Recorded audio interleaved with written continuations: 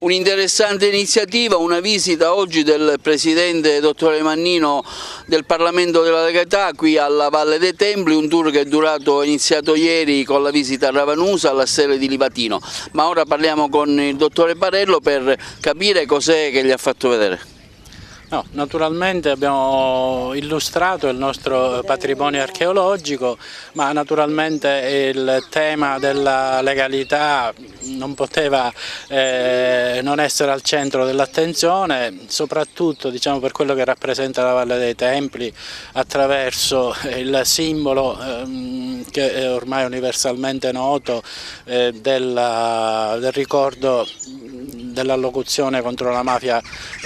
di San Giovanni Paolo II e in più le altre iniziative che il Parco sta facendo sul tema, a partire anche dal Giardino dei Giusti che con l'Accademia di Studi Mediterranei stiamo sviluppando nel tempo. Professor Nicolò Mannino, Presidente del Parlamento della Legalità Internazionale. Una dei giorni qui ad Agrigento, possiamo fare un consuntivo di questa sua presenza? Sì, è un consuntivo più che positivo, perché quando siamo arrivati la prima cosa che abbiamo voluto fare è quella di andare alla Stele del Giudice Livatino, dove già nel 2005, con la collaborazione di tutte le scuole agrigentine e la professoressa Antonella Zambuto, che ringrazio di cuore, ma ancor più desidero ringraziare anche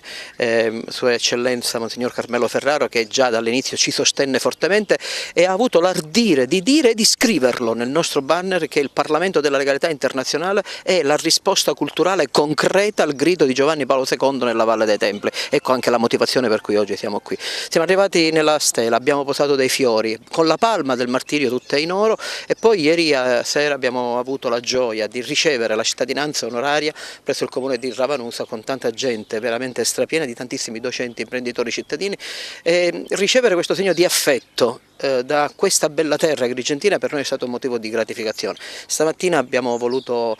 vedere quel Teatro della Concordia perché il motivo è molto semplice, perché il logo del Parlamento della Legalità, senza averlo mai pensato, coincide col Tempio della Concordia, cioè il Tempio della cultura, il Tempio della vita, della gioia, per essere tutti operatori di un mondo nuovo. E sopra però il Tempio del Parlamento della Legalità c'è una stella che raffigura Maria, stella del mattino, e allora è per noi un motivo di gioia, di orgoglio essere qui, e ringrazio ancora una volta tutta la realtà agrigentina per l'affetto che ci dimostra. In questo clima di questa giornata bellissima solare, tra il giallo delle pietre,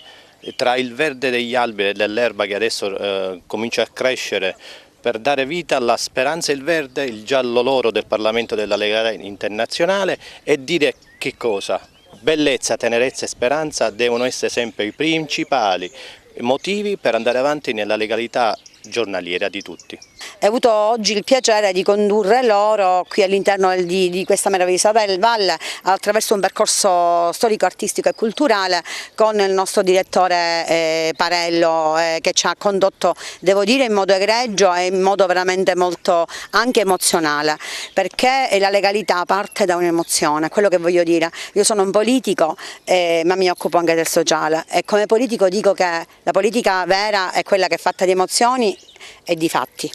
Come coordinatrice del Parlamento internazionale della legalità